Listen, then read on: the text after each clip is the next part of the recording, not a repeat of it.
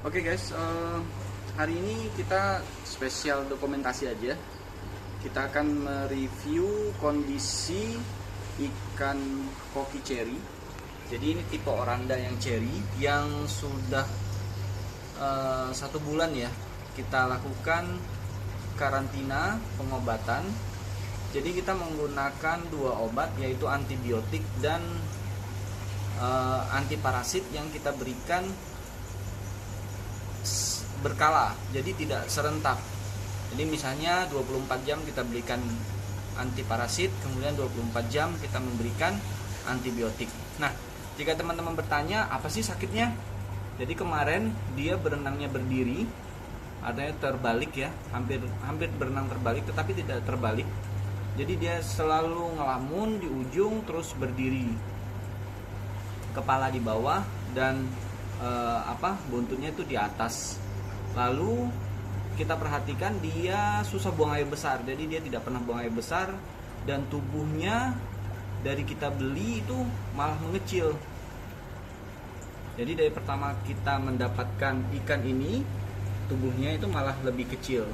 Nah, lalu kita membuat ini sebenarnya bekas sump filter.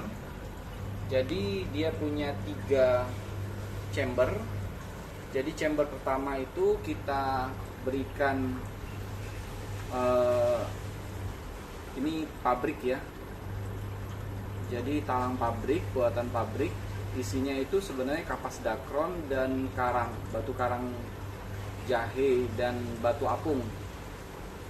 Lalu kita isi di area situ, tetapi sekarang sedang tidak dihidupkan. Itu adalah pemanas air, terus indikator untuk suhu dan juga aerator. Jadi di ruang itu bergabung aerator, indikator suhu dengan pemanas suhu. Nah, kemudian di chamber kedua itu kita letakkan ikan-ikan yang sakitnya. Jadi kalau kita buat ini biasanya kita matikan terlebih dahulu, terus airnya kita rendahkan untuk pengobatan. Nah, ini karena sudah 1 bulan. Jadi kalau teman-teman lihat yang sebelumnya itu kita menggunakan pertama tetrasilin, terus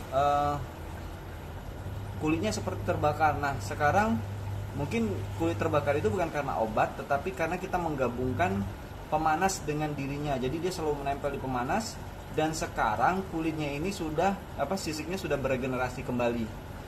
Nah, banyak sih penyakitnya ya. Kemarin kepalanya yang memutih seperti ada jamur.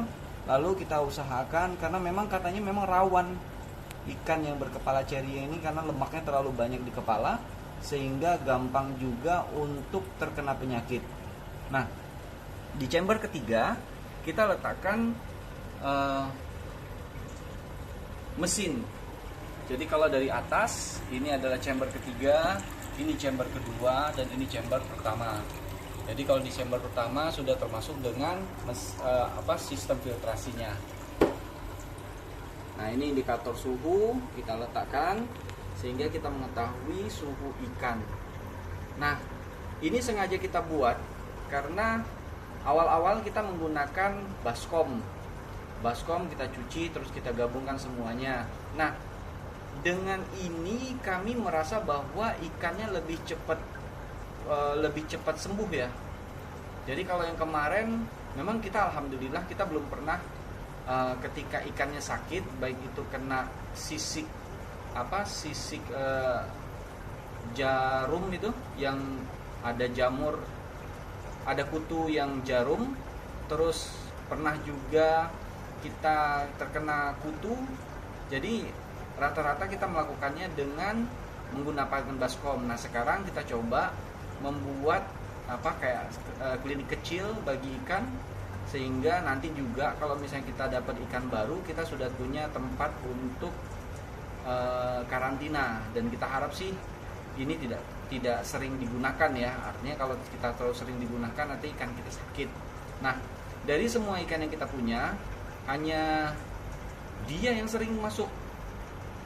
Karena kalau misalnya kita pikir sudah sembuh, kita masukkan lagi, terus dia berenang terbalik, terus dia tidak konsentrasi dengan makanan. Nah, sekarang kita memberikan dia makan, dia langsung langsung makanan, tetapi yang kita berikan kepada dia adalah mizuho, bukan saki hikari yang di tempatnya itu sedang kita di akuarium yang tempat dia tinggal itu teman-temannya kita berikan saki hikari.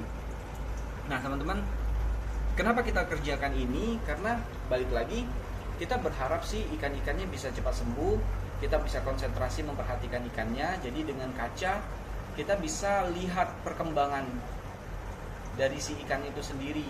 Jadi apakah ikan itu sudah bisa kita letakkan ke tempat tempat yang dia berada, yang sebenarnya semestinya dia berada, sehingga dia tidak terlalu tersendiri. Karena katanya sih ikan-ikan koki ini tidak bisa tersendiri. Apabila dia tersendiri, menyendiri, artinya dia dalam kondisi sakit. Nah itu kita kalau teman-teman lihat dia masih bergerak itu karena kita saat ini memberikan dia obat parasit.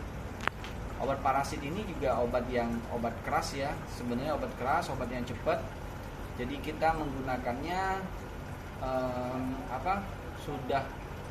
sudah sering saat ini. Nah, kita harapkan dengan sistem filtrasinya juga kita buat sehingga kebersihan dari ikannya sudah terjamin. Oke, jadi saran kita sih kalau misalnya teman-teman pengen menggunakan obat parasit, pertama mesinnya itu jangan dihidupkan dulu terlebih dahulu. Jadi tetap seperti dimatikan, terus airnya dikurangkan, baru kita berikan parasit, obat, baik obat apa saja, baik itu obat biru, obat kuning.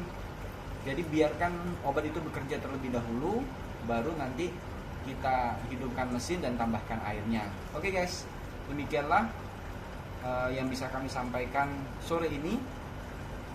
Jadi hari ini adalah hari Sabtu tanggal 4 Februari 2023. Jadi kita hanya menampilkan, mendokumentasikan kondisi ikan ceri kita dan apa sih equipment yang kita lakukan untuk melakukan karantina. Oke guys, terima kasih.